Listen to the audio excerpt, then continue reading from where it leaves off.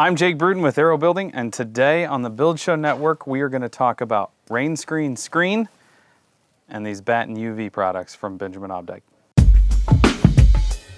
Okay, so let's start with the Batten UV. This is a 3/8 by 1.5 inches. It's a corrugated plastic. You might have seen something similar, although not the same, in like a yard sign for a politician or for a Save the Historic Neighborhood sign. It's basically all it is, but it's done in a very elegant way where I can nail this over my framing members and then have a 3/8 space behind my siding. And that 3/8 space is my rain screen. So that void allows for drying on the back side of my siding. It allows for drainage and drying, and that pressure equalizes both sides of the siding, and now I have way less concern that I'm going to be trapping moisture behind the siding, causing things like paint failure or rot on my cladding. And the reason that we chose this Batten UV product here is because we have horizontal siding and vertical siding. So if you are going to do a vertical siding, you either have to have a product like this that allows drainage through it, where if I staple it to the wall like that, the water can run through it, or I have to create some sort of voided horizontal pattern with my rain screen. So I'd have to have another piece here and then a gap before the next piece started so that if anything got in there, it could run down and drain. The whole point is we want optimal airflow and the best airflow we can get behind it. And with this product, it's voided all the way through, and we can turn it like this and lay on a vertical siding and get perfect drainage. Now, I said that we were going to talk about the rain screen and rain screen screen. And when I say rain screen screen, I actually mean screen wire. I constantly get questions about how do we detail the bottom of the wall. And I will be perfectly honest that I have yet to put any rain screen at the bottom, except for on one project and this project. So 2 in total now. It is constantly drying. It is constantly covered with airflow. It's behind the cladding, so it's a hot, inhospitable environment. Nothing's gonna wanna live in there. And I fully believe that. And I believe that because we've done gapped space siding where you can see in between the cladding boards, and we don't have any insects living there.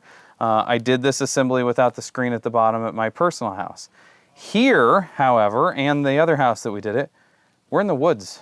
And I mean, like, we're for real in the woods. We're in the country, and the clients will have more risk of a mouse getting in the house here than they would, say, in my neighborhood in town.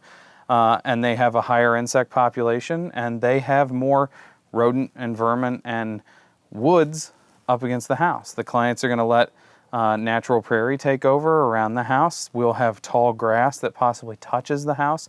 We have a higher risk, and so our assembly is adjusted to accommodate that risk.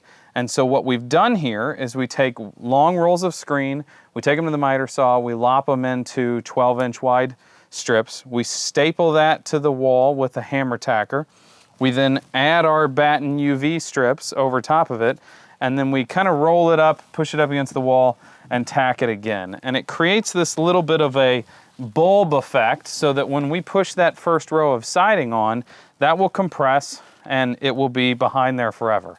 And so we're not worried about some huge infestation here. We're just trying to limit the few curious dwellers that may venture in there from time to time. So little, our concern is so little that we're not even putting a screen at the top. It'll still be completely open at the top because that 20 feet up is way different than this with grass rubbing up against it. So I'm gonna make an argument that because we've done open joint claddings and we've done rain screen siding on every project since 2014, we've never had an incident where we felt like there was an infiltration of insects or vermin or rodents or whatever in here.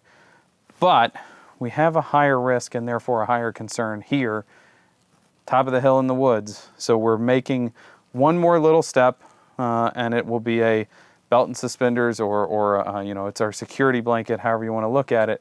It's the thing that's going to allow us to not worry at night. My one more anecdotal story or anecdote about Rainscreens and having nothing there.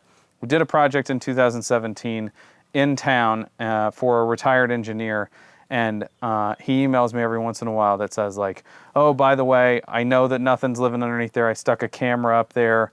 I stuck my inspection camera up there. The only thing I've ever seen is when I was mowing, I saw a skink run up in there, and I went back 45 minutes later and checked with the camera, and he wasn't there. So we have active clients, as well as myself as a builder, viewing this and understanding. Now, this is my climate, climate zone 4, where we have not the same insect problems that some places in the world have, but this works for us. I think you can trust it. If there is actual air movement through there, it's not an environment that bugs are going to want to live in. So omit the screen if you want, put it in if it makes you feel better. It's a low-cost item with a low cost of installation. So till next time, don't forget to subscribe to the Build Show newsletter. Every Friday, Mr. Reisinger sends out a good video or a good video and email about everything that Wade and Brent and Steve and myself and he have all put up. It's great content. I learn from those guys every week. Don't forget to follow me on Instagram. It's jake.bruton on Instagram. Till next time on The Build Show, thanks for watching.